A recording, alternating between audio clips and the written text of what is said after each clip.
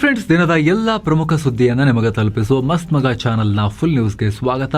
ನಾನು ಅಮರ್ ಪ್ರಸಾದ್. 4 ರಾಜ್ಯ 1 ಕೇಂದ್ರಾಡಳಿತ ಪ್ರದೇಶದ ಚುನಾವಣೆ ಹೊರಬಿದ್ದಿದೆ. ಇದರಲ್ಲಿ 3 ಕಡೆ ಬಿಜೆಪಿ ಗೆಲ್ತಾ ಇದ್ದ ಹಾಗೆ ಪಿಎಂ ನರೇಂದ್ರ ಮೋದಿ ಮಾತನಾಡಿದ್ದಾರೆ. ದಿಲ್ಲಿಯ ಬಿಜೆಪಿ ಮುಖ್ಯಾಲಯದಲ್ಲಿ ಕಾರ್ಯಕರ್ತರನ್ನ ಉದ್ದೇಶಿಸಿ ಅವರು ಎಂದಿನಂತೆ ಎಲೆಕ್ಷನ್ ಮುಗಿದ ತಕ್ಷಣ ಮಾತಾಡ್ತಾರ ಆ ರೀತಿ ಮಾತಾಡಿದ್ದಾರೆ. ಕಾರ್ಯಕರ್ತರ ಬಹು ವರ್ಷಗಳ ಕಷ್ಟಕ್ಕೆ ಪ್ರತಿಫಲ ಸಿಕ್ಕಿದೆ ಅಂತ ಹೇಳಿದ್ದಾರೆ. ಐತಿಹಾಸಿಕ ದಿನ ಇದು. ನಮ್ಮ ದೇಶ ಮದರ್ ಆಫ್ ಆಲ್ ಡೆಮೋಕ್ರಸೀಸ್ ಅನ್ನೋದನ್ನ ಈ 5 ರಾಜ್ಯಗಳ ರಿಸಲ್ಟ್ ಪ್ರಪಂಚಕ್ಕೇನೆ ತೋರಿಸ್ಕೊಟ್ಟಿದೆ ಅಂತ ಹೇಳಿದ್ದಾರೆ. ಬಂಗಾಳದಲ್ಲಿ ಬರೋಬ್ಬರಿ 93% ವೋಟಿಂಗ್ ಆಗಿರೋದು ಇತಿಹಾಸ ನಿರ್ಮಾಣ ಆಗಿದೆ. ಹೊಸ ಸೂರ್ಯೋದಯ ಆಗಿದೆ ಬಂಗಾಳದಲ್ಲಿ. ಮೊದಲ ಬಾರಿಗೆ ಪಶ್ಚಿಮ ಬಂಗಾಳ ಚುನಾವಣೆಯಲ್ಲಿ ಯಾವುದೇ ಸಾವು ನೋವು ಕೂಡ ಆಗಿಲ್ಲ. ಪೀಸ್ಫುಲ್ ಆಗಿ ವೋಟಿಂಗ್ ಆಗಿದೆ. ಎಲೆಕ್ಷನ್ ಗಲಾಟೆಯಲ್ಲಿ ಒಬ್ಬ ಮುಗ್ಧ ಪ್ರಾಣ ಕಳ್ಕೊಂಡಿಲ್ಲ ಈ ಸಲ. ಇದೇ ಫಸ್ಟ್ ಟೈಮ್ ಈ ರೀತಿ ಬಂಗಾಳದಲ್ಲಿ ಭಯ ಸೋತಿರೋದು, ಭಯ ಗೆಲ್ಲದೆ ಇರೋದು, ಪ್ರಜಾಪ್ರಭುತ್ವ ಗೆದ್ದಿರೋದು ಅಂತ ಹೇಳಿದ್ದಾರೆ ಪಿಎಂ. ಇನ್ಮೇಲೆ ಬಂಗಾಳದಲ್ಲಿ ನಾವು ಫಿಯರ್ ಫ್ರೀ ವಾತಾವರಣ ಕ್ರಿಯೇಟ್ ಮಾಡ್ತೀವಿ, ಇದು ಮೋದಿಯ ಗ್ಯಾರಂಟಿ ಅಂತ ಹೇಳಿದ್ದಾರೆ. ಅಲ್ಲದೆ ಗಂಗೋತ್ರಿಯಿಂದ ಗಂಗಾ ಸಾಗರದವರೆಗೂ ಬರೀ ಕಮಲವೇ ಅರಳಿದೆ. ಈ ಭರ್ಜರಿ ಗೆಲುವನ್ನು ಬಂಗಾಳದ ಜನರಿಗೆ, ನಮ್ಮ ಕಾರ್ಯಕರ್ತರಿಗೆ ಮತ್ತು ಅವರ ಕುಟುಂಬಗಳಿಗೆ ಡೆಡಿಕೇಟ್ ಮಾಡ್ತೀನಿ ಅಂತ ಹೇಳಿದ್ದಾರೆ ಪಿಎಂ. ಹಾಗೆ ತಮಿಳುನಾಡು, ಅಸ್ಸಾಂ, ಕೇರಳ, ಪುದುಚೇರಿಯಲ್ಲಿ ಎನ್ಡಿಎಗೆ ಸಪೋರ್ಟ್ ಮಾಡಿದವರಿಗೆ ಥ್ಯಾಂಕ್ಸ್ ಹೇಳಿದ್ದಾರೆ. ಹಾಗೆ ತಮಿಳುನಾಡಿನಲ್ಲಿ ಭರ್ಜರಿ ಪರ್ಫಾರ್ಮೆನ್ಸ್ ತೋರಿಸಿರೋ ತಲಪತಿ ವಿಜಯ್ರ ಟಿವಿಕೆ ಪಾರ್ಟಿಗೂ ಕಂಗ್ರ್ಯಾಚುಲೇಷನ್ಸ್ ಹೇಳಿದ್ದಾರೆ ಪಿಎಂ. ಹಾಗೆ ಕೇರಳದ ಯುಡಿಎಫ್ ಮೈತ್ರಿಕೂಟಕ್ಕೂ ಕೂಡ ಶುಭಾಶಯ ಹೇಳಿದ್ದಾರೆ. ಹಾಗೆ ಬೈ ಎಲೆಕ್ಷನ್ನಲ್ಲೂ ನಮಗೆ ಒಳ್ಳೆ ರಿಸಲ್ಟ್ ಬಂದಿದೆ ಅಂತ ಸಂತೋಷ ವ್ಯಕ್ತಪಡಿಸಿದ್ದಾರೆ. ಏನೋ ತೀವ್ರ ಕುತೂಹಲ ಕೆರಳಿಸಿದ್ದ 4 ರಾಜ್ಯ ಹಾಗೂ ಪುದುಚೇರಿ ಕೇಂದ್ರಾಡಳಿತ ಪ್ರದೇಶದ ವಿಧಾನಸಭಾ ಎಲೆಕ್ಷನ್ ರಿಸಲ್ಟ್ ಹೊರಬಿದ್ದಾಗಿದೆ. ಅದರಲ್ಲಿ ಪಶ್ಚಿಮ ಬಂಗಾಳ, ಅಸ್ಸಾಂನಲ್ಲಿ ಬಿಜೆಪಿ ಐತಿಹಾಸಿಕ ಗೆಲುವನ್ನು ದಾಖಲಿಸಿದೆ. ಪುದುಚೇರಿಯಲ್ಲೂ ಕೂಡ ಬಿಜೆಪಿಯ ಕೂಟ ಎನ್ಡಿಎ ಅಲ್ಲಿ ಗೆಲುವನ್ನು ದಾಖಲಿಸಿದೆ. ಕೇರಳದಲ್ಲಿ ಕಾಂಗ್ರೆಸ್ ದೊಡ್ಡ ಗೆಲುವನ್ನು ದಾಖಲಿಸಿದೆ. ತಮಿಳುನಾಡಿನಲ್ಲಿ ಇತಿಹಾಸ ನಿರ್ಮಾಣ ಆಗಿದೆ. 50 ವರ್ಷಗಳ ಬಳಿಕ ಮೊದಲ ಬಾರಿಗೆ ದ್ರಾವಿಡ ಪಕ್ಷಗಳನ್ನು ಹೊರತುಪಡಿಸಿ ಹೊಸ ಪಾರ್ಟಿಯೊಂದು ಅಧಿಕಾರವನ್ನು ಹಿಡಿದಿದೆ. ಇಲ್ಲಿ ನಾವು ಪ್ರತಿ ರಾಜ್ಯಕ್ಕೆ ಸಂಬಂಧಪಟ್ಟಂತೆ ಸಪರೇಟ್ ರಿಪೋರ್ಟ್ಸ್ ಅನ್ನ ಪಬ್ಲಿಷ್ ಮಾಡಿದೀವಿ ಸ್ನೇಹಿತರೆ. ನಾವಿಲ್ಲಿ ಫುಲ್ ನ್ಯೂಸ್ ನಲ್ಲಿ ಬ್ರೀಫ್ ಆಗಿ ನೋಡೋದಾದ್ರೆ ತಮಿಳುನಾಡಿನಿಂದ ಶುರು ಮಾಡೋಣ. ನಟ ವಿಜಯ್ರ ಪಾರ್ಟಿ ಟಿವಿಗೆ ಹೊಸ ಹಿಸ್ಟ್ರಿಯನ್ನು ಬರೆದಿದೆ. ಆದರೆ ಅತಂತ್ರ ಸ್ಥಿತಿ ನಿರ್ಮಾಣ ಆಗಿದೆ. ಅಲ್ಲಿ ವಿಜಯ್ ಯಾರೊಟ್ಟಿಗೆ ಹೋಗ್ತಾರೆ, ಇನ್ನೊಂದು ಡಜನ್ ಸೀಟ್ ಬೇಕಲ್ವಾ ಅವರಿಗೆ, ಎಲ್ಲಿಂದ ತರ್ತಾರೆ, ಹೇಗೆ ಅನ್ನೋ ಪ್ರಶ್ನೆ ಈಗ ಅಲ್ಲಿ ಇನ್ನೂ ಕೂಡ ಕಾಡ್ತಾ ಇದೆ. 234 ವಿಧಾನಸಭಾ ಕ್ಷೇತ್ರಗಳಿರೋ ತಮಿಳುನಾಡಿನಲ್ಲಿ ಟಿವಿಕೆ 108 ಸ್ಥಾನಗಳಲ್ಲಿ ಮುಂದೆ ಇರೋದು. ಆ ಮೂಲಕ ತಮಿಳುನಾಡು ಅಸೆಂಬ್ಲಿಯಲ್ಲಿ ಅತಿದೊಡ್ಡ ಪಕ್ಷವಾಗಿ ಹೊರಹೊಮ್ಮಿದೆ. ಅತ್ತ ಎಐಎಡಿಎಂಕೆ 45 ಕಡೆ ಮುಂದೆ ಇದ್ರೆ, ಆಡಳಿತಾರೂಢ ಎಂಕೆ ಸ್ಟಾಲಿನ್ ಅವರ ಡಿಎಂಕೆ 61 ಕಡೆ ಮುಂದೆ ಇದೆ. ಖುದ್ದು ಸಿಎಂ ಸ್ಟಾಲಿನ್ ಅವರೇ ಕೊಳತೂರು ಕ್ಷೇತ್ರದಲ್ಲಿ ಸೋತು ಹೋಗಿದ್ದಾರೆ. ಇನ್ನು ಟಿವಿಗೆ ಹೆಚ್ಚಿನ ಸೀಟ್ ಗೆಲ್ತಾ ಇದ್ದ ಹಾಗೆ ವಿಜಯ್ರ ಮನೆಗೆ ಭಾರಿ ಭದ್ರತೆಯನ್ನು ನಿಯೋಜನೆ ಮಾಡಲಾಗಿದೆ. ಆಲ್ರೆಡಿ ಫ್ಯೂಚರ್ ಸಿಎಂ ರೀತಿಯಲ್ಲಿ ವಿಜಯ್ ರಿಸಲ್ಟ್ಗೂ ಮುಂಚೆನೆ ತಮ್ಮ ಪಕ್ಷದ ಅಭ್ಯರ್ಥಿಗಳನ್ನು ಮಹಾಬಲಿಪುರಂ ಸಮೀಪದ ರೆಸಾರ್ಟ್ಗೆ ಶಿಫ್ಟ್ ಮಾಡೋ ಪ್ಲಾನ್ ಮಾಡಿದ್ರು. ಅದರಂತೆ ಈಗ ಆ ರೆಸಾರ್ಟ್ಗೆ ವಿನ್ನಿಂಗ್ ಕ್ಯಾಂಡಿಡೇಟ್ಗಳನ್ನು ಶಿಫ್ಟ್ ಮಾಡಲಾಗ್ತಿದೆ ಅನ್ನೋ ರಿಪೋರ್ಟ್ಸ್ ಬರ್ತಾ ಇದೆ. ಅತ್ತ ಎಐಎಡಿಎಂಕೆ ಕೂಡ ಫಲಿತಾಂಶಕ್ಕೂ ಮುನ್ನವೇ ಮಾತುಕತೆಗಾಗಿ ಟಿವಿಕೆಯನ್ನ ಸಂಪರ್ಕ ಮಾಡ್ತಿದೆ ಅನ್ನೋ ವರದಿಗಳು ಬಂದಿದ್ವು. ಪ್ರಚಾರದ ಟೈಮ್ನಲ್ಲಿ ವಿಜಯ್ ಬಿಜೆಪಿ ನಮ್ಮ ಸೈದ್ಧಾಂತಿಕ ವಿರೋಧಿ ಅಂತ ಹೇಳಿದ್ರು, ಡಿಎಂಕೆ ನಮ್ಮ ರಾಜಕೀಯ ಎದುರಾಳಿ ಅಂತ ಹೇಳಿದ್ರು. ಆದರೆ ರಿಸಲ್ಟ್ ಹೊರಬೀಳ್ತಿದ್ದ ಹಾಗೆ ಡಿಎಂಕೆಯ ಮಿತ್ರ ಪಕ್ಷ ಕಾಂಗ್ರೆಸ್ನ ರಾಹುಲ್ ಗಾಂಧಿ ವಿಜಯ್ಗೆ ಫೋನ್ ಮಾಡಿದ್ದಾರೆ ಅನ್ನೋ ಮಾಹಿತಿ ಬರ್ತಾ ಇದೆ. ಟಿವಿಕೆಗೆ ಗೆಲುವಿನ ಶುಭಾಶಯ ಕೋರಿದ್ದಾರೆ. ಅತ್ತ ನರೇಂದ್ರ ಮೋದಿ ಅವರು ಕೂಡ ಪೋಸ್ಟ್ ಹಾಕಿ ಟಿವಿಕೆಗೆ ವಿಜಯ್ಗೆ ಗೆಲುವಿನ ಶುಭಾಶಯ ಕೋರಿದ್ದಾರೆ. ಆದ್ರಲ್ಲಿ ರಾಹುಲ್ ಗಾಂಧಿ ಮಾತಾಡಿದ್ದಾರೆ ಅನ್ನಲಾಗ್ತಿರೋ ಸುದ್ದಿ ಇಂಟ್ರೆಸ್ಟಿಂಗ್. ಯಾಕಂದ್ರೆ ಟಿವಿಕೆ ಪಾರ್ಟಿಯ ಚೀಫ್ ವಿಜಯ್ ಅವರ ಅಪ್ಪನ ಕಡೆಯಿಂದ ಕಾಂಗ್ರೆಸ್ಗೆ ಆಫರ್ ತರ ಹೇಳಿಕೆ ಬಂದಿದೆ. ಅವ್ರು ಸುಮ್ಮನೆ ಹೇಳಿದ್ದಾರೆ ಅಥವಾ ಅವರು ಆಥರೈಸ್ಡ್ ವಿಜಯ್ ಕಡೆಯಿಂದ ಆ ರೀತಿ ಮಾತಾಡೋಕ್ಕೆ ನೋಡ್ಬೇಕಿನ್ಮೇಲೆ ಏನಾಗುತ್ತೆ ಅಂತ ಹೇಳಿ. ಆದರೆ ಎಸ್.ಎ. ಚಂದ್ರಶೇಖರ್ ಅವರು ವಿಜಯರ ಅಪ್ಪ ಕಾಂಗ್ರೆಸ್ಗೆ ಓಪನ್ ಆಫರ್ ಕೊಟ್ಟಿದ್ದಾರೆ. ಕಾಂಗ್ರೆಸ್ಗೆ ತನ್ನದೇ ಆದ ಹಿಸ್ಟ್ರಿ ಇದೆ. ಆದರೆ ಬೇರೆ ಪಾರ್ಟಿಗಳಿಗೆ ಸಪೋರ್ಟ್ ಮಾಡ್ತಾ ಮಾಡ್ತಾ ಮಾಡ್ತಾ ಪವರ್ ಕಳ್ಕೊಂಡು ಅವರು ಸಣ್ಣ ಆಗ್ತಾ ಹೋಗಿದ್ದಾರೆ. ನೀವು ಕಳ್ಕೊಂಡಿರೋ ಪವರ್ ಅನ್ನ ನಮ್ಮ ವಿಜಯ್ ಮತ್ತೆ ಕೊಡ್ತಾರೆ, ಚಾನ್ಸ್ ಯೂಸ್ ಮಾಡಿಕೊಂಡು ನಮ್ಮೊಂದಿಗೆ ಸೇರ್ಕೊಳ್ಳಿ ಬನ್ನಿ ಅಂತ ಆಹ್ವಾನ ಕೊಟ್ಟಿದ್ದಾರೆ. ಆದರೆ 118 ಸೀಟ್ ಆಗಬೇಕು ಅಂದರೆ ಕಾಂಗ್ರೆಸ್ ಹತ್ರ 4-5 ಸೀಟ್ ಆಸುಪಾಸಲ್ಲಿ ಈಗ ಮುಂದೆ ಕಾಣಿಸ್ತಾ ಇದ್ದಾರೆ. ಅದರಿಂದ ಸಾಕಾಗಲ್ಲ. ಕಾಂಗ್ರೆಸ್ ಸಪೋರ್ಟ್ ಕೊಟ್ಟರೆ ಇನ್ನೂ ಒಂದು 5 ಸೀಟ್ ಬೇಕಾಗತ್ತೆ. ಸೊ ಏನು ಮಾಡ್ತಾರೆ ಅಂತ ನೋಡಬೇಕು. ಕಾಂಗ್ರೆಸ್ನ ವೇಣುಗೋಪಾಲ್ ಅವರು ಹಾಗೇನಿಲ್ಲ, ನಾವು ಹೋಗಲ್ಲ, ನಾವು ಡಿಎಂಕೆ ನಮ್ಮ ಹಳೆ ಪಾರ್ಟ್ನರ್, ಅವರೊಟ್ಟಿಗೆ ಇರ್ತೀವಿ ಅನ್ನೋ ಹೇಳಿಕೆಯನ್ನು ಕೊಟ್ಟಿದ್ದಾರೆ. ಸೊ ಕನ್ಫ್ಯೂಸಿಂಗ್ ಸಿಚುವೇಶನ್ ತಮಿಳುನಾಡು ಸದ್ಯಕ್ಕಿದೆ. ಇನ್ನು ತಮಿಳುನಾಡು ಎಲೆಕ್ಷನ್ ಅಲ್ಲಿ ಇಂಟ್ರೆಸ್ಟಿಂಗ್ ಏನು ಅಂದರೆ, ರಾಯಂಪುರ ಕ್ಷೇತ್ರದಲ್ಲಿ ಆಟೋ ಡ್ರೈವರ್ ಆಗಿದ್ದ ವಿಜಯ್ ದಾಮು ಅನ್ನೋರಿಗೆ ಟಿವಿಕೆ ಟಿಕೆಟ್ ಅನ್ನ ಕೊಟ್ಟಿತ್ತು. ಅಲ್ಲಿ 14,000 ಮತಗಳ ಲೀಡ್ ನಲ್ಲಿ ಅವರು ಗೆದ್ದಿದ್ದಾರೆ. ಅತ್ತ ಪಶ್ಚಿಮ ಬಂಗಾಳದಲ್ಲಿ ಟಿಎಂಸಿ ಕೋಟೆಯನ್ನ ಕೆಡವಿ ಅಧಿಕಾರಕ್ಕೆ ಬರುವಲ್ಲಿ ಬಿಜೆಪಿ ಯಶಸ್ವಿಯಾಗಿದೆ. ಒಟ್ಟು 294 ವಿಧಾನಸಭಾ ಕ್ಷೇತ್ರಗಳಿರೋ ಬಂಗಾಳದಲ್ಲಿ ಬಿಜೆಪಿ 44 ಸ್ಥಾನಗಳಲ್ಲಿ ಗೆದ್ದಿದೆ. 160 ಕಡೆ ಮುನ್ನಡೆಯನ್ನ ಪಡ್ಕೊಂಡಿದೆ. ಈ ಮೂಲಕ ಬಹುಮತಕ್ಕೆ ಬೇಕಾದ 148 ಸೀಟುಗಳ ಸಂಖ್ಯೆಯನ್ನ ಸಲೀಸಾಗಿ ದಾಟಿದೆ. ಇದರಲ್ಲಿ ಕೋಲ್ಕತ್ತಾದ ಆರ್ಜಿಕರ್ ಮೆಡಿಕಲ್ ಕಾಲೇಜು ಕೊಲೆ ಕೇಸ್ನ ಸಂತ್ರಸ್ತೆಯ ತಾಯಿ ರತ್ನಾ ದೇವನಾಥ್ ಅವರಿಗೆ ಟಿಕೆಟ್ ಕೊಟ್ಟಿತ್ತು ಬಿಜೆಪಿ. ಅವರು ಪಾಣಿಹಾಟಿ ಕ್ಷೇತ್ರದಲ್ಲಿ ಗೆದ್ದಿದ್ದಾರೆ. ಇನ್ನು ಟೋಟಲ್ ಗೆಲುವು ಮುನ್ನಡೆ ಎಲ್ಲ ಸೇರಿಸಿದಾಗ ಬಿಜೆಪಿ 204 ಸ್ಥಾನಗಳಲ್ಲಿ ಮುಂದೆ ಇದ್ರೆ, ಐತಿಹಾಸಿಕ ಗೆಲುವನ್ನು ದಾಖಲಿಸಿದ್ರೆ ಟಿಎಂಸಿ 83 ಸ್ಥಾನಗಳಲ್ಲಿ ಮುಂದೆ ಇದೆ. ಕಾಂಗ್ರೆಸ್ ಒಂದು ಕಡೆ, ಇನ್ನೊಂದು ಕಡೆ ಎಡಪಕ್ಷ 1 ಸೀಟ್.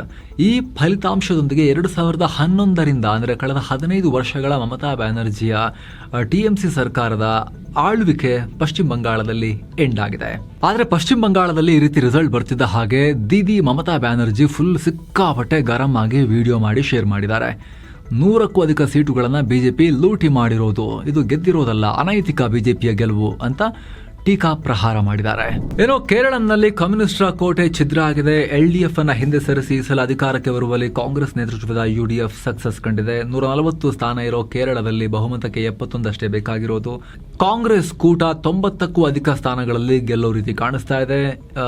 ರೆಕಾರ್ಡ್ ಮಾಡೋ ಟೈಮ್ನಲ್ಲಿ ಫುಲ್ ನ್ಯೂಸ್ ಅನ್ನ UDF 83 ಕಡೆ ಗೆದ್ದಾಗಿತ್ತು. ಇನ್ನೊಂದು 12-13 ಸ್ಥಾನಗಳಲ್ಲಿ ಅವರು ಮುಂದೆ ಇದ್ರು. ಉಳಿದಂತೆ ಯಾರು ಎಷ್ಟರಲ್ಲೆಲ್ಲ ಮುಂದೆ ಇದ್ರು ಅಂತ ನೀವು ಸ್ಕ್ರೀನ್ ಮೇಲೆ ನೋಡ್ತಾ ಇದ್ದೀರಿ. ಬಿಜೆಪಿ ಬಹಳ ಹೋಗ್ಬಿಟ್ಕೊಂಡಿತ್ತಲ್ಲ, ಆಗ್ಲಿಲ್ಲ ಬಹಳ, ಏನು 3 ಕಡೆ ಅಷ್ಟೇ ಅವರು ಮುಂದೆ ಇದ್ದಾರೆ. ಅತ್ತ ಅಸ್ಸಾಂನಲ್ಲಿ ಹಿಮಂತ ಬಿಸ್ವಾ ಸರ್ಮಾ ನೇತೃತ್ವದಲ್ಲಿ ಬಿಜೆಪಿ ಮತ್ತೆ ಭರ್ಜರಿಯಾಗಿ ಗೆದ್ದು ಬೀಗಿದೆ. ಅಸ್ಸಾಂನ 126 ಕ್ಷೇತ್ರಗಳ ಪೈಕಿ ಬಿಜೆಪಿ ಕೂಟ 100 ಕ್ರಾಸ್ ಮಾಡಿದೆ, ಶತಕವನ್ನ ಬಾರಿಸಿದೆ. ಬ್ರೇಕಪ್ ನೀವು ಸ್ಕ್ರೀನ್ ಮೇಲೆ ನೋಡ್ತಾ ಇದ್ದೀರಾ, ಯಾರಿಗೆ ಎಷ್ಟೆಷ್ಟು ಅಂತ. ಹಾಗೆ ಪುದುಚೇರಿ ವಿಚಾರಕ್ಕೆ ಬಂದ್ರೆ NDA ಮೈತ್ರಿಕೂಟ ಇಲ್ಲಿ ಗೆದ್ದಿದೆ. ಒಟ್ಟು 30 ವಿಧಾನಸಭಾ ಕ್ಷೇತ್ರಗಳ ಪೈಕಿ ಬಹುಮತಕ್ಕೆ 16 ಸೀಟ್ ಬೇಕು. ಫುಲ್ ನ್ಯೂಸ್ ರೆಕಾರ್ಡ್ ಮಾಡೋ ವೇಳೆ NDA ಕೂಟದ ಲೀಡರ್ ಪಾರ್ಟಿಯಲ್ಲಿ AINRC all India NR Congress ಅವರು 13 ಕಡೆ ಮುಂದೆ ಇದ್ರು. ಬಿಜೆಪಿ 4 ಕಡೆ ಮುಂದೆ ಇದೆ. ಕಾಂಗ್ರೆಸ್ ಅದರ ಮಿತ್ರ ಪಕ್ಷಗಳು ಬರೀ 3 ಕಡೆ ಮುಂದೆ ಇದ್ದಾರೆ. ಹಾಗೆ ಸ್ನೇಹಿತರೆ, ಆವಾಗಲೇ ಹೇಳಿದ ಹಾಗೆ ಪ್ರತಿ ಸ್ಟೇಟ್ ಬಗ್ಗೆ, ಎಲೆಕ್ಷನ್ ರಿಸಲ್ಟ್ ಬಗ್ಗೆ ಡೀಪ್ ಅನಾಲಿಸಿಸ್ ವಿಡಿಯೋಸ್ ಪ್ರತ್ಯೇಕವಾಗಿನೇ ಪಬ್ಲಿಷ್ ಆಗಿವೆ. ನೀವು ಅದನ್ನ ಚೆಕ್ ಮಾಡಬಹುದು. ಏನು ಸ್ನೇಹಿತರೆ, ಶಿರಡಿ, ಶನಿ ಶಿಂಗಣಾಪುರ ಮತ್ತು 3 ಜ್ಯೋತಿರ್ಲಿಂಗಗಳ ಯಾತ್ರೆ ಎಲ್ಲ ಜಾಗಗಳಿಗೆ ಹೋಗೋದಿರುತ್ತೆ. ಆಸಕ್ತರು ಕಾಲ್ ಮಾಡಿ ಬುಕ್ ಮಾಡ್ಕೊಂಡು ಹೋಗಿ ಬರ್ಬೋದು. 7 ಸ್ಯಾಂಡ್ಸ್ ನವರು ಕರ್ಕೊಂಡು ಬಂದ್ಬಿಡ್ತಾರೆ. All inclusive package. ಇತ್ತ ಕರ್ನಾಟಕದ ಉಪಚುನಾವಣೆಗಳಲ್ಲಿ ಕಾಂಗ್ರೆಸ್ ಅಭ್ಯರ್ಥಿಗಳು ಗೆದ್ದಿದ್ದಾರೆ. HY ಮೇಟಿ ನಿಧನದಿಂದ ತೆರವಾಗಿದ್ದ ಬಾಗಲಕೋಟೆ ಕ್ಷೇತ್ರದಲ್ಲಿ ವೀರಣ್ಣ ಚರಂತಿಮಠ ವಿರುದ್ಧ HY ಮೇಟಿ ಮಗ ಉಮೇಶ್ ಮೇಟಿ ಗೆಲುವನ್ನು ದಾಖಲಿಸಿದ್ದಾರೆ. ಉಮೇಶ್ ಮೇಟಿಗೆ 98,919 ಮತಗಳು ಬಿದ್ದಿದ್ದು, ವೀರಣ್ಣ ಚರಂತಿಮಠಗೆ 76,587 ಮತಗಳು. ಇತ್ತ ಶಾಮನೂರು ಶಿವಶಂಕರಪ್ಪ ನಿಧನದಿಂದ ತೆರವಾಗಿದ್ದ ದಾವಣಗೆರೆ ದಕ್ಷಿಣ ಕ್ಷೇತ್ರದಲ್ಲಿ ಅವರ ಮೊಮ್ಮಗ ಸಮರ್ಥ ಶಾಮನೂರು ಗೆದ್ದಿದ್ದಾರೆ. 3ನೇ ಜನರೇಷನ್ ವಂಶ ರಾಜಕಾರಣ. 5,708 ಮತಗಳ ಅಂತರದಿಂದ ವಿನ್ ಆಗಿದ್ದಾರೆ. 69,578 ಮತಗಳು ಬಿದ್ದಿದ್ದು, ಶ್ರೀನಿವಾಸ್ ದಾಸಕರಿಯಪ್ಪ ಅವರಿಗೆ 63,870 ಮತಗಳು ಬಿದ್ದಿವೆ. ವಿಶೇಷ ಅಂದ್ರೆ ಈ ಕ್ಷೇತ್ರದಲ್ಲಿ ಕಾಂಗ್ರೆಸ್ ಮತ್ತು ಬಿಜೆಪಿ ಅಭ್ಯರ್ಥಿಗಳನ್ನ ಬಿಟ್ಟು 23 ಅಭ್ಯರ್ಥಿಗಳು ಕಣದಲ್ಲಿದ್ರು. ಹೆಚ್ಚು ಮುಸ್ಲಿಂ ಅಭ್ಯರ್ಥಿಗಳಿದ್ರು. ಅದರಲ್ಲಿ SDPI 18,000 ವೋಟ್ ತಗೊಂಡಿದೆ. ಇಷ್ಟಾದರೂ ಕಾಂಗ್ರೆಸ್ ಗೆದ್ದಿದೆ. ಇನ್ನು ಅಜಿತ್ ಪವಾರ್ ಅವರ ನಿಧನದಿಂದ ತೆರವಾಗಿದ್ದ ಮಹಾರಾಷ್ಟ್ರದ ಬಾರಾಮತಿ ಕ್ಷೇತ್ರದ ಉಪಚುನಾವಣೆಯಲ್ಲಿ ಅಜಿತ್ ಪವಾರ್ ಅವರ ಪತ್ನಿ ಮಹಾರಾಷ್ಟ್ರ DCM ಸುನೇತ್ರಾ ಪವಾರ್ ವಿನ್ ಆಗಿದ್ದಾರೆ. 2,18,034 ಮತಗಳ ಅಂತರದಲ್ಲಿ ಗೆದ್ದಿದ್ದಾರೆ. 2,18,969 ಮತಗಳನ್ನ ಇವರೇ ಪಡೆದಿದ್ದಾರೆ. ಎದುರಾಳಿಗಳೇ ಇರಲಿಲ್ಲ ಸರಿಯಾಗಿ. ಕಾಂಗ್ರೆಸ್ ಮತ್ತು ಬಿಜೆಪಿ ಅಭ್ಯರ್ಥಿಗಳನ್ನ ಕಣಕ್ಕಿಳಿಸಿರಲಿಲ್ಲ. ಇಂಡಿಪೆಂಡೆಂಟ್ ಅಭ್ಯರ್ಥಿಗಳೇ ಸುಮಾರು ಜನ ಇದ್ರು. ಯಾರು ಕೂಡ 4 ಅಂಕಿ ಮತಗಳನ್ನ ಕೂಡ ಪಡೆದಿಲ್ಲ ಅಲ್ಲಿ ಇವ್ರ ಮುಂದೆ. ಏನು ಮಹಾರಾಷ್ಟ್ರದ ರಾಹುರಿ, ಗುಜರಾತ್ನ ಉಮ್ರೇತ್, ನಾಗಾಲ್ಯಾಂಡ್ನ ಕೋರಿಡಾಂಗ್ ಮತ್ತು ತ್ರಿಪುರಾದ ಧರ್ಮನಗರ್ ಕ್ಷೇತ್ರಗಳಿಗೂ ಕೂಡ ಎಲೆಕ್ಷನ್ ಆಗಿತ್ತು. ಇಲ್ಲೆಲ್ಲಾ ಕಡೆ ಬಿಜೆಪಿ ಅಭ್ಯರ್ಥಿಗಳು ವಿನ್ ಆಗಿದ್ದಾರೆ. ಇನ್ನು ಶೃಂಗೇರಿ ವಿಧಾನಸಭಾ ಕ್ಷೇತ್ರದ ಅಂಚೆ ಮತಗಳ ಮರು ಎಣಿಕೆಯಲ್ಲಿ ದೊಡ್ಡ ಬೆಳವಣಿಗೆ. ಫೈನಲಿ ಸಾಕಷ್ಟು ಕನ್ಫ್ಯೂಷನ್. ನಾವು ಗೆದ್ವಿ ಅಂತ ಎರಡೂ ಕಡೆಯವರು ಹೇಳ್ಕೊಂಡು ಯಾರು ಗೆದ್ದಿದ್ದು ಯಾರು ಅನ್ನೋ ಕ್ಲಾರಿಟಿನೇ ಇರಲಿಲ್ವಲ್ಲ. 52 ಮತಗಳ ಅಂತರದಿಂದ ಬಿಜೆಪಿಯ DN ಜೀವರಾಜ್ ಅವರು ಗೆದ್ದಿರುವುದು ಈಗ ಅಫಿಷಿಯಲ್ ಆಗಿದೆ. ಚುನಾವಣಾ ಅಧಿಕಾರಿಗಳಿಂದ ಶಾಸಕರಾಗಿ ಪ್ರಮಾಣ ಪತ್ರವನ್ನ ಕೂಡ ಸ್ವೀಕಾರ ಮಾಡಿದ್ದಾರೆ. ಈ ಮೂಲಕ ಕಾಂಗ್ರೆಸ್ನ TD ರಾಜೇಗೌಡ ಶಾಸಕ ಸ್ಥಾನ ಕಳ್ಕೊಂಡಿದ್ದಾರೆ. ಚಿಕ್ಕಮಗಳೂರು ಜಿಲ್ಲೆಯ ಒಂದು ಕ್ಷೇತ್ರ ಬಿಜೆಪಿ ಕೈಗೆ ಬಂದಿದೆ. 2023ರ ಚುನಾವಣೆಯಲ್ಲಿ ರಾಜೇಗೌಡ ವಿರುದ್ಧ ಬರೀ 201 ಮತಗಳ ಅಂತರದಿಂದ ಜೀವರಾಜ್ ಸೋತಿದ್ರು. ಆಗ 279 ಅಂಚೆ ಮತಗಳು ರಿಜೆಕ್ಟ್ ಆಗಿದ್ವು. ಇದನ್ನ ಮತ್ತೆ ಮರು ಎಣಿಕೆ ಮಾಡಬೇಕು ಅಂತ ಜೀವರಾಜ್ ಹೈಕೋರ್ಟ್ ಮೆಟ್ಟಿಲೇರಿ ಕಾನೂನು ಹೋರಾಟ ಮಾಡಿದ್ರು. ಮಾಡಿದ್ರು. ನಂತರ ಕೋರ್ಟ್ ಆದೇಶದ ಮೇರೆಗೆ ಅಂಚೆ ಮತಗಳ ಮರು ಎಣಿಕೆ ನಡೆಸಲಾಯಿತು. ಈಗ ಜೀವರಾಜ್ ಪರವಾಗಿ ಫಲಿತಾಂಶ ಬಂದಿದೆ. ಆದ್ರೆ 2.5 ವರ್ಷ ಹೋಯ್ತಲ್ಲ, ಈ ಮರು ಎಣಿಕೆ ಅಪೀಲ್ ಮಾಡಿದಾಗ ಕೂಡಲೇ ಒಂದು ವಾರದಲ್ಲಿ ಕೌಂಟ್ ಮಾಡಕ್ ಆಗಲ್ವಾ? ಅಷ್ಟು ದಾಡಿನ, ಅಷ್ಟು ಕಷ್ಟನ ಅದನ್ನ ಕೌಂಟ್ ಮಾಡಕ್ಕೆ. ಚೂರ್ ಪ್ರಾಸೆಸ್ ಬೇಗ ಆದ್ರೆ ಅಟ್ಲೀಸ್ಟ್ ಇಂಥ ಕೇಸಸ್ ಅಲ್ಲಿ ಅಲ್ಪ ಅಂತರದಲ್ಲಿ ಯಾರೋ ಗೆದ್ದಾಗ, ಯಾರೋ ಸೋತಾಗ, ಅನುಮಾನ ಇದ್ದಾಗ ಅಲ್ಲಿ ರೀಕೌಂಟಿಗೆ ಅಪೀಲ್ ಮಾಡಿದಾಗ 2.5 ವರ್ಷ ತಗೋಬೇಕಾ? ಫಾಸ್ಟ್ ಆಗಿ ಮಾಡ್ಬೇಕು ತಾನೆ.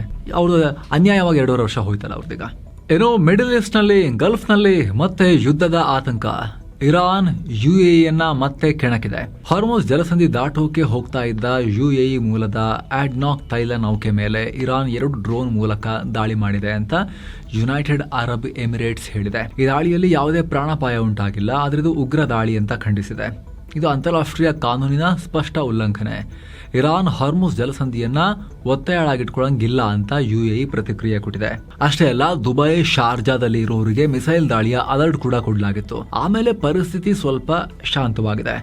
ಆದ್ರೆ ಹುಷಾರಾಗಿರಿ ಅಂತ ಯುಎಇ ಅಲರ್ಟ್ ಅಂತೂ ಇಶ್ಯೂ ಮಾಡಿದೆ. ಏನೋ ಹಾರ್ಮುಜ್ ನಲ್ಲಿ ಸಿಲುಕಿರುವ ಹಡಗುಗಳನ್ನ ಹೊರತರೋಕೆ ಟ್ರಂಪ್ ಪ್ರಾಜೆಕ್ಟ್ ಫ್ರೀಡಮ್ ಆಪರೇಷನ್ ಮಾಡ್ತೀನಿ ಅಂತ ಹೇಳಿದ್ರು. ಇದಕ್ಕೆ ಇರಾನ್ನ IRGC ಎಚ್ಚರಿಕೆ ಕೊಟ್ಟಿದೆ. ಹಾರ್ಮುಜ್ ಜಲಸಂಧಿಯಿಂದ ದೂರ ಇರಿ ಅಂತ ಅಮೆರಿಕದ ನೇವಿಗೆ ವಾರ್ನ್ ಮಾಡಿದೆ. ಅಮೆರಿಕದ ಸೇನೆ ಹಾರ್ಮುಜ್ ಪ್ರವೇಶ ಮಾಡೋಕೆ ಪ್ರಯತ್ನ ಪಟ್ರೆ ಖಂಡಿತ ಅವ್ರ ಮೇಲೆ ದಾಳಿ ಮಾಡ್ತೀವಿ. ಬರೀ ಅಮೆರಿಕ ಅಲ್ಲ, ಯಾವುದೇ ವಿದೇಶಿ ಸೇನೆ ಇಲ್ಲಿಗೆ ಬಂದರೂ ಕೂಡ ನಾವು ಬಿಡಲ್ಲ ಅಂತ ಇರಾನ್ ಹೇಳಿದೆ. ಇದರ ಬೆನ್ನಲ್ಲೇ ಹಾರ್ಮುಜ್ ಜಲಸಂಧಿ ಕ್ರಾಸ್ ಮಾಡೋಕೆ ಪ್ರಯತ್ನ ಪಟ್ಟಿದ್ದ ಅಮೆರಿಕದ ಯುದ್ಧ ನೌಕೆಯನ್ನ ಹಿಮ್ಮೆಟ್ಟಿಸಿದ್ದೀವಿ ಅಂತ ಇರಾನ್ ನೇವಿ ಹೇಳ್ಕೊಂಡಿದೆ. ಜಸ್ಟ್ ಬಂದರಿನ ಬಳಿ ಅಮೆರಿಕದ ಹಡಗಿನ ಮೇಲೆ 2 ಕ್ಷಿಪಣಿ ದಾಳಿ ಮಾಡಲಾಗಿದೆ ಅಂತ ಹೇಳಿದೆ. ಆದರೆ ವರದಿಯನ್ನ ಅಮೆರಿಕದ ಹಿರಿಯ ಅಧಿಕಾರಿಯೊಬ್ಬರು ತಳ್ಳಿಹಾಕಿದ್ದಾರೆ.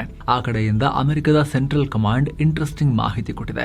ಇರಾನ್ ವಿಧಿಸಿರೋ ದಿಗ್ಬಂಧನದ ನಡುವೆ ಅಮೆರಿಕದ 2 ವಾಣಿಜ್ಯ ಹಡಗುಗಳು ಹಾರ್ಮುಜ್ ಜಲಸಂಧಿಯನ್ನ ಯಶಸ್ವಿಯಾಗಿ ದಾಟಿವೆ ಅಂತ ಹೇಳಿದೆ. ಪ್ರಾಜೆಕ್ಟ್ ಫ್ರೀಡಮ್ ಕಾರ್ಯಾಚರಣೆಯ ಭಾಗವಾಗಿ ಅಮೆರಿಕ ನೇವಿಯ ಗೈಡೆಡ್ ಮಿಸೈಲ್ ಡಿಸ್ಟ್ರಾಯರ್ಗಳು ಹಡಗುಗಳಿಗೆ ರಕ್ಷಣೆ ಕೊಟ್ಟಿವೆ.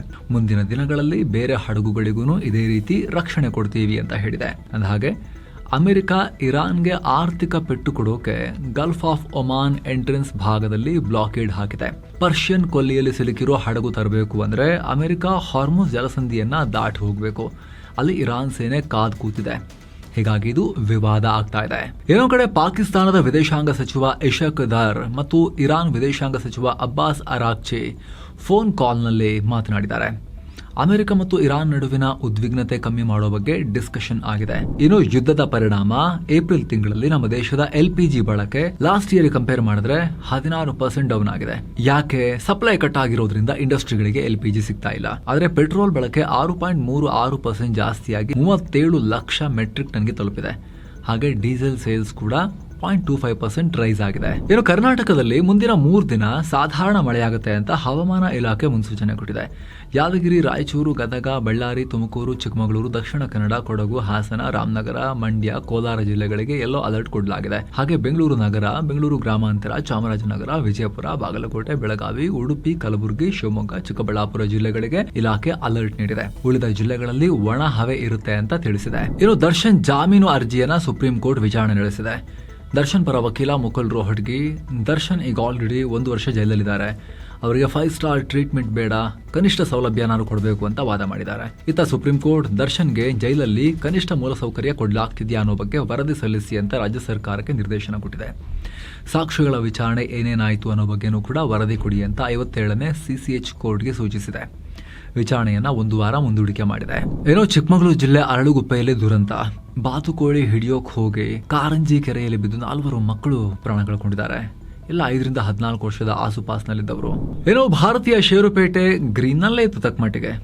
ದಿನದ ವಹಿವಾಟಿನ ಅಂತ್ಯಕ್ಕೆ 355 ಪಾಯಿಂಟ್ಸ್ ಅಥವಾ 0.46% ರೈಸ್ ಆಗಿ 77,269ಕ್ಕೆ ರೀಚ್ ಆಗಿದೆ. ನಿಫ್ಟಿ 121 ಪಾಯಿಂಟ್ಸ್ ಅಥವಾ 0.51% ಏರಿ 24,119ಕ್ಕೆ ತಲುಪಿದೆ. Mid cap index 0.71% rise, small cap index 0.98% rise. ಹೂಡಿಕೆದಾರರು ಒಂದೇ ಸೆಷನ್ ನಲ್ಲಿ 4 ಲಕ್ಷ ಕೋಟಿ ರೂಪಾಯಿನಷ್ಟು ಗೇನ್ ಮಾಡಿಕೊಂಡಿದ್ದಾರೆ. BSE ಲಿಸ್ಟೆಡ್ ಕಂಪನಿಗಳ ಒಟ್ಟು ಮಾರ್ಕೆಟ್ ಕ್ಯಾಪ್ 467 ಲಕ್ಷ ಕೋಟಿ ರೂಪಾಯಿಗೆ ತಲುಪಿದೆ. ಅಸ್ಸಾಂ, ಪಶ್ಚಿಮ ಬಂಗಾಳ ಮತ್ತು ಪುದುಚೇರಿಯಲ್ಲಿ ಬಿಜೆಪಿ ಚೆನ್ನಾಗಿ ಪರ್ಫಾರ್ಮ್ ಮಾಡಿದೆ. ಕೇಂದ್ರದಲ್ಲಿರೋ ಅಧಿಕಾರದಲ್ಲಿರೋ ಪಕ್ಷ. ಸೊ ಪೊಲಿಟಿಕಲ್ ಸ್ಟೆಬಿಲಿಟಿ ಚೆನ್ನಾಗೇ ಇರುತ್ತೆ ಮುಂದಿನ ದಿನಗಳಲ್ಲಿ ಅಂತ ಹೇಳಿ ಮಾರ್ಕೆಟ್ ಚೆನ್ನಾಗೇ ರಿಯಾಕ್ಟ್ ಮಾಡ್ತು. 800-900 ಪಾಯಿಂಟ್ ಎಲ್ಲ ರೈಸ್ ಆಯಿತು. ಆಮೇಲೆ ಮಿಡಲ್ ಈಸ್ಟ್ ಅಲ್ಲೇ ಮತ್ತೆ ಚಿಟಿಪಿಟಿ ಶುರು ಆದ್ಮೇಲೆ ಮತ್ತೆ ಕೆಳಗೆ ಬಂತು. Adani Ports, Adani Enterprises, Eicher Motors, Reliance Industries, Jio Financial green ನಲ್ಲಿದ್ವು. Bharti Airtel, Kotak Mahindra Bank, Doctor Reddy's Laboratories, ONGC ಮತ್ತು ಟಾಟಾ ಕನ್ಸಲ್ಟೆನ್ಸಿ ಸರ್ವಿಸಸ್ ರೆಡ್ ನಲ್ಲಿದ್ವು. ಒಟ್ಟಾರೆ NSE ನಲ್ಲಿ 2136 ಸ್ಟಾಕ್ಸ್ ಗ್ರೀನ್ ನಲ್ಲಿದ್ರೆ 1185 ಸ್ಟಾಕ್ಸ್ ರೆಡ್ ನಲ್ಲಿ ಎಂಡ್ ಆಗಿವೆ. ಡಾಲರ್ ಮುಂದೆ ರೂಪಾಯಿ ಮೌಲ್ಯ ಬರೋಬ್ಬರಿ 39 ಪೈಸೆ ಬಿದ್ದು $95.23 ಆಗಿದೆ. ಇನ್ನು Q4 ರಿಸಲ್ಟ್ಸ್ ಕಡೆಗೆ ಬರೋದಾದ್ರೆ ಅಂಬುಜಾ ಸಿಮೆಂಟ್ ಚೆನ್ನಾಗಿ ಪರ್ಫಾರ್ಮ್ ಮಾಡಿದೆ. Net profit year on year 78% rise ಆಗಿ 1830 ಕೋಟಿ ರೂಪಾಯಿಗೆ ತಲುಪಿದೆ. Bharat heavy electricals limited BHEL ಅವ್ರಿಗೂ ಕೂಡ ಗುಡ್ ಪ್ರಾಫಿಟ್. ನೆಟ್ ಪ್ರಾಫಿಟ್ ಬರೋಬ್ಬರಿ 156% ರೈಸ್ ಆಗಿ 1290 ಕೋಟಿ ರೂಪಾಯಿ ಅರ್ನ್ ಮಾಡಿದ್ದಾರೆ. ಇನ್ನು ಟಾಟಾ ಟೆಕ್ನಾಲಜೀಸ್ ಪಾಲಿಗೆ bad quarter. Net profit just 8% rise ಆಗಿ 204 ಕೋಟಿ ರೂಪಾಯಿ ಗಳಿಸಿದ್ದಾರೆ. ಇನ್ನು EV ಮೇಕರ್ ಏಥರ್ ಎನರ್ಜಿಗೆ ಇದು ಬ್ಯಾಡ್ ಕ್ವಾರ್ಟರ್. ನೆಟ್ ಲಾಸ್ 57% ರೈಸ್ ಆಗಿದೆ.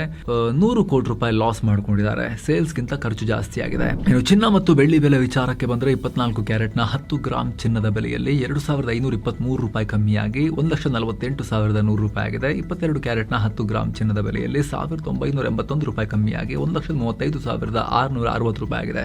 1 ಕೆಜಿ ಬೆಳ್ಳಿ ಬೆಲೆಯಲ್ಲಿ 211 ರೂಪಾಯಿ ಕಮ್ಮಿಯಾಗಿ 2,40,120 ರೂಪಾಯಿ ಆಗಿದೆ. ಸೊ ಫ್ರೆಂಡ್ಸ್, ಇದಾಗಿತ್ತು ಇವತ್ತಿನ ಫುಲ್ ನ್ಯೂಸ್. ನಾವು ಕೊಯ್ದಿಲ್ಲ, ಎಳೆದಿಲ್ಲ, ಕಿರ್ಚಾಡಿಲ್ಲ, ಬರೀ ಸುದ್ದಿಯ ರೀತಿಯಲ್ಲಿ ನಿಮಗೆ ತಲುಪಿಸುವ ಪ್ರಯತ್ನ ಮಾಡಿದ್ದೀವಿ. ನಿಮಗಿದು ಇಷ್ಟ ಆಗ್ತಾ ಇದ್ರೆ ದಯವಿಟ್ಟು ವಿಡಿಯೋ ಕೆಳಗಿರೋ ಜಾಯಿನ್ ಬಟನ್ ಮೂಲಕ ಆಸಕ್ತ ವೀಕ್ಷಕರು ಮಸ್ತ್ ಮಗ ಚಾನಲ್ಗೆ ಮೆಂಬರ್ ಆಗಿ ಜಾಯಿನ್ ಆಗ್ಬೋದು. ಆಗ ಎಲ್ಲ ಮೆಂಬರ್ ಓನ್ಲಿ ವಿಡಿಯೋಸ್ ನೋಡೋದು ಮಾತ್ರ ಅಲ್ಲ, ನಿಮ್ಮ ಒಂದೊಂದು ಮೆಂಬರ್ಶಿಪ್ ಕೂಡ ನಮಗೆ ವೆರಿ ವೆರಿ ಇಂಪಾರ್ಟೆಂಟ್. ನಮಗೆ ನೀವು ಕೂಡ ಅತಿ ದೊಡ್ಡ ಶಕ್ತಿ. ಅದು ಆಸಕ್ತರು ಚೆಕ್ ಮಾಡಿ. ಮತ್ತೆ ಭೇಟಿ ಆಗ್ತಿರೋಣ ಸ್ನೇಹಿತರೆ. ನಮಸ್ಕಾರ.